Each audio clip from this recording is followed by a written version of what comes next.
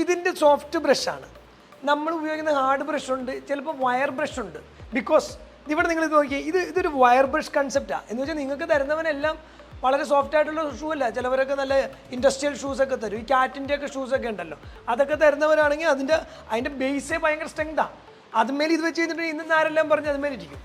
അപ്പോൾ അതിന് വേണ്ടിയിട്ടുള്ള മെറ്റീരിയലുകൾ അതുമേലുണ്ട്. നമ്മളിപ്പോൾ എന്താ ചെയ്യേണ്ടത്? ഓരോന്നിനനുസരിച്ചുള്ള ബ്രഷുകൾ നമ്മുടെ കയ്യിൽ ഉണ്ടായിരിക്കണം. ഞാൻ ഏതെങ്കിലും ഒരു ബ്രഷ് തന്ന് 90% ആളുകളുടെ ഒരു പ്രശ്നം തന്നെ, നമ്മളൊരു ബ്രഷ് കാണിച്ച് പുള്ളിക്കാരൻ കാണിച്ച ബ്രഷ് ഇതല്ല എന്നും പറഞ്ഞ് പിന്നെ അന്വേഷിച്ച് നടപ്പാ. ഞാൻ ബ്രഷ് എന്ന് പറയുന്നത് നിങ്ങളോട് എപ്പോഴും പറയേണ്ടത്, നിങ്ങളുടെ കൺവീനിയൻറ്റ് കിട്ടുന്ന നാട്ടിൽ ഏതൊരു സാധനവും പർപ്പസ് ഇതായാൽ മതി. സോഫ്റ്റ് ആണെങ്കിൽ സോഫ്റ്റ്, ഹാർഡാണെങ്കിൽ ഹാർഡ്, മെറ്റലാണെങ്കിൽ അങ്ങനെ അതുപോലെ എടുക്കാൻ പറ്റുന്ന എന്ത് സാധനവും നിങ്ങൾക്ക് ഉപയോഗിക്കാം. അതിനകത്ത് ഇന്നതില്ല.